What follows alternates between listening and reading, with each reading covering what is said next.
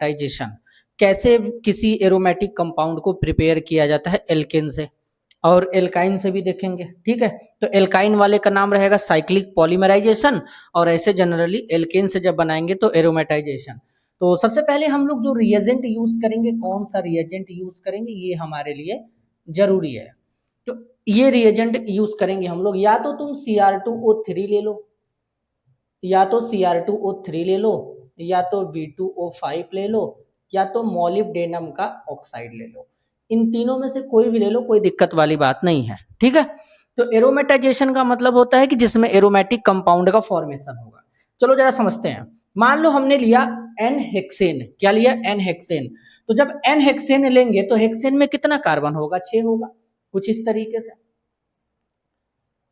CH3 CH2 CH2 CH2 1 2 3 4, फिर यहाँ पे 5 CH2, फिर CH3, और इसका हम एरोमेटाइजेशन करा देंगे। इनमें से कोई सा भी ले सकते हैं। Cr2O3 ले लेते हैं, 600 डिग्री का टेम्परेचर रखेंगे यहाँ पे, तो यहाँ पर क्या बन जाएगा, बेंजीन बन जाएगा। क्या बन जाएगा, बेंजीन बन जाएगा। अच्छा, कोई जरूरी नहीं है कि Cr2O3 लिया जाए, यहाँ पे V2O5 या फिर ये मोलिब्डेनम का भी ऑक्साइड ले सकते हैं। अब सवाल ये है कि कैसे यहाँ पे एरोमेटिक कंपाउंड बना होगा, तो डिहाइड्रोजिनेशन से। क्या मैंने बोला, डिहाइड्रोजिनेशन, यानी यहाँ से हाइड्रोजन को बाहर निकालेंगे। कैसे निकालेंगे, देखो जैसे ये 6 कार्बन हो गए, तो 6 कार्बन को ऐसे लिख लें, CH3 CH2 CH2, फिर यहाँ पे CH2, फिर इस तरीके 1 2 3 4, फिर 5वां CH2, फिर 6ठा CH3, इस तरीके से। तो एक एक हाइड्रोजन यहां से निकालेंगे, तो पहले तो दो हाइड्रोजन यहां से निकल जाएगा, 2 हाइड्रोजन यहां से निकलेगा, तो ये दोनों CH2 बन के ऐसे जुड़ जाएंगे। तो जब एक एक हाइड्रोजन यहां से निकालेंगे तो ये दोनों CH2 बन के ऐसे जुड़ जाएंगे। कोई दिक्कत है इसमें से? अच्छा ठीक है। अब इस तरीके से CH2 यहां से, मतलब 2 हाइड्रोजन यहां से चला गया, 2 हाइड्रोजन को हम यहाँ पे H2 लिख सकते हैं, कोई दिक्कत तो नहीं होगा। एक हाइड्रोजन यहां से, एक हाइड्रोजन यहां से निकालेंगे, तो इनके बीच में वैलेंसी कंप्लीट करने के लिए डबल बॉन्ड आएगा, फिर से H2 निकल गया। ठीक है, बात समझ में आ रहा है? अब क्या करेंगे, इसके बाद एक हाइड्रोजन यहां से, एक हाइड्रोजन यहां से निकाल देते हैं, तो वैलेंसी कंप्लीट करने के लिए डबल बॉन्ड आएगा, फिर से एक हाइड्रोजन, और एक हाइड्रोजन यहां से एक बार और यहां से निकालते हैं CH, तो डबल बॉन्ड आएगा, फिर से H2 बन जाएगा। टोटल 1 2 3 4, तो हम यहाँ पे 4H2 भी लिख सकते हैं इस तरीके से, और ये बेंजीन का फॉर्मेशन हो गया। देख सकते हो सारे कार्बन का हाइब्रिडाइजेशन sp2 हो जाएगा। बेंजीन में सारे कार्बन क्या होते हैं, sp2 हाइब्रिडाइज्ड होते हैं। तो इस टाइप के रिएक्शन को बोलते हैं एरोमेटाइजेशन रिएक्शन। एरोमेटिक कंपाउंड का फॉर्मेशन होगा, इनमें से कोई रिएजेंट यूज कर सकते हो। तो मैं तुम लोगों को इससे क्या करूंगा, एक होमवर्क दूंगा। यहां पर रहेगा एन हेप्टेन रहेगा, और तुमको बताना है कि एन हेप्टेन का जब हम पॉली एरोमेटाइजेशन कराएंगे, इनमें से कोई सा भी रिएजेंट यू लेके हीट करेंगे, तो यहाँ पर कौन सा एरोमेटिक कंपाउंड बनेगा, इसमें कौन सा एरोमेटिक कंपाउंड बनेगा, ये तुम लोग बताओगे। ठीक है, अब देखो, अगर मान लो हमको एरोमेटिक कंपाउंड बनाना हुआ, तो हम यहाँ पे एक और तरीका लगा सकते हैं। ये समझ में आ गया होगा, एक और तरीका लगा सकते हैं। इनके अलावा क्या यूज कर सकते हैं, ये देखो,